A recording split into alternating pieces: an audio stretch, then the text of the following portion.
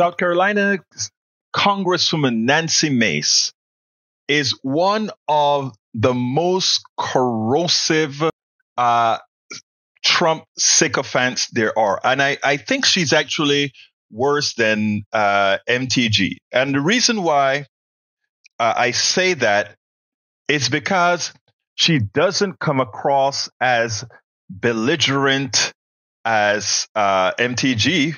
And of course, Taylor Greene.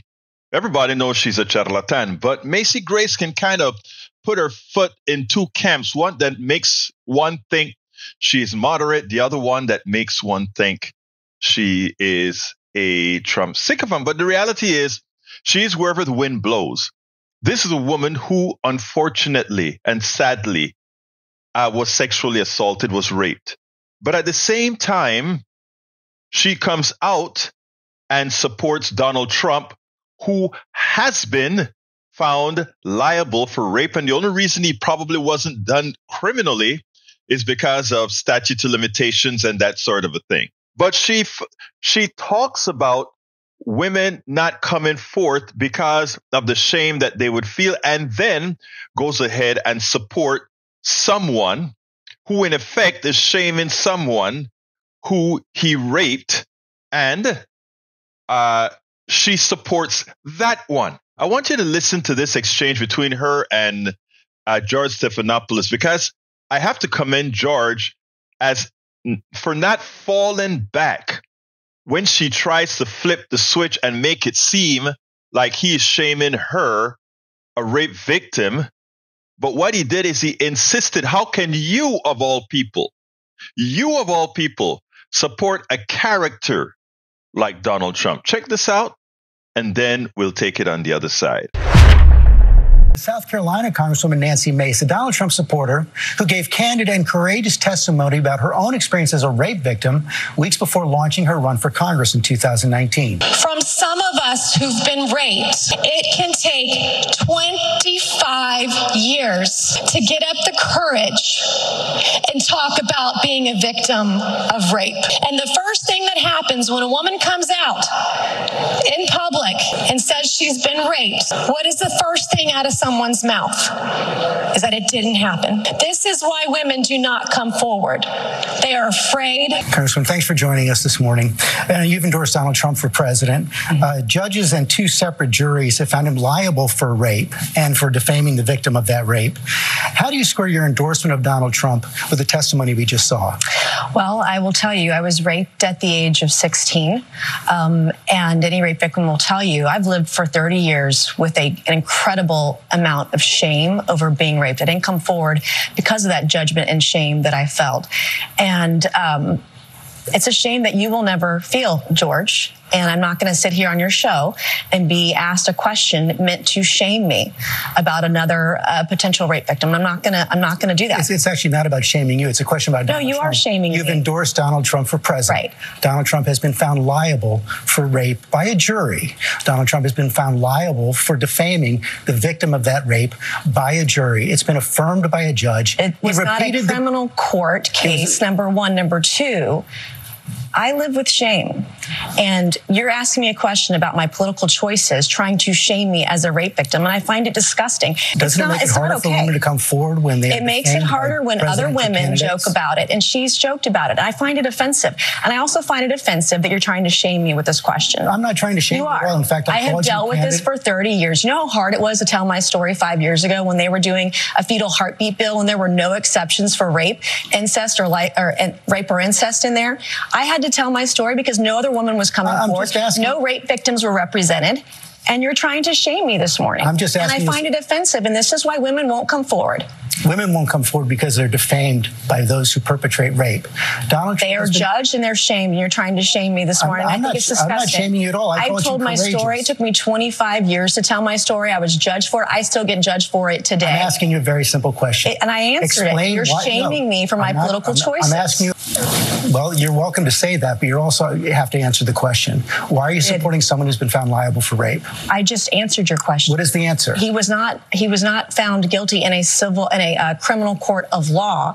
It was sexual abuse. It wasn't actually rape. You said women don't come forward because they are afraid. They are afraid they're because judged they're and shamed. By those like who you're trying to shame me this morning. They are afraid to come forward, as you said, because they are defamed by those who commit the rape. That's what Donald Trump has been found guilty of doing. He defended himself over that and denies that it ever happened, but he was not found guilty in a criminal court of law. It was a civil judgment. So is that the distinction you're making? A civil judgment is okay, but a criminal judgment is not? This is different, and they didn't even input all of the evidence into the civil case either, because some of the information she provided wasn't even accurate or correct. You don't find it offensive that Donald Trump has been found liable for rape?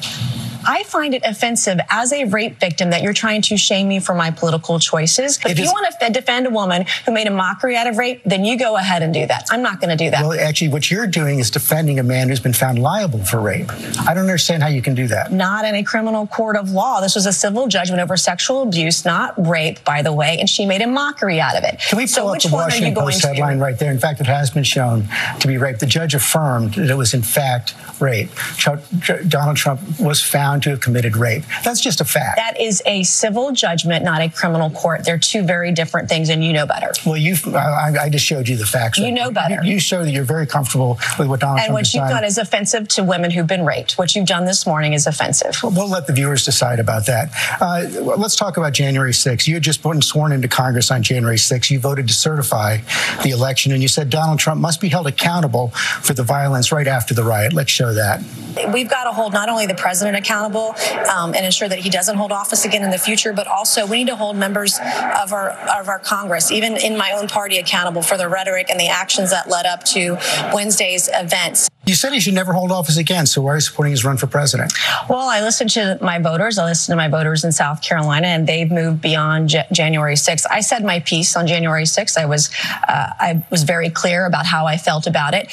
And I also, as you stated, I voted to certify the Electoral College for every single state in the country. Not talking about January 6th doesn't mean it didn't happen. You were very clear right there. You said very clear. I just said he should never hold office again because of what happened on January 6th, because of what he did on January 6th. You said he should be held accountable. How have you held Donald Trump accountable for what he did on January 6th? The American people have held him accountable through the ballot box, just as they will hold Joe Biden accountable in November at the ballot box. And that's you will where continue to support him even if he's convicted of a felony? Well, here's the thing. You know, the court cases, the lawsuits, that has nothing to do with you or me, it doesn't affect the American people. So you've made it very clear you're comfortable with Donald Trump being found liable for rape, and you're comfortable with his actions on January 6th. I didn't say I was comfortable with it. You're putting words into my mouth. You wouldn't condemn it. And you're putting words into my mouth. Well, are you comfortable with it? I support Donald Trump for president. So I just endorsed him a few weeks ago. Even though he's been found liable for rape. In a civil judgment, not a criminal court case. But you go ahead and keep shaming women who've been raped. Good luck with that. Thank you for joining us. Well, you know, Macy Grace, after January 6th, she was gung-ho. Donald Trump should not be able to hold office again. She also was gung-ho about pointing out that she was raped and that we must take away the stigma from this, and all these things she stood for. And anathema to it all, she decides then that the person that's best for America, the person that's best for America is a person a judge has deemed a rapist, is a person several states has deemed an insurrectionist. That is in South Carolina's Congresswoman Nancy Mace model in what she believes. That is, in fact, the best person for America. God help us. We spend a lot of time deconstructing the news, trying to parse it into a form that everybody can understand. We try to find those little nitpicks where it flies above the fray, etc. If you really like these videos that we do, I want to ask a big favor. Please go ahead. Number one, subscribe to our channel. And number two, please join if you can. Thank you so kindly for watching. Keep watching. Please remember to share. We must populate the entire internet with our progressive message, a message that we know is what most Americans say that they want. So help us, please join.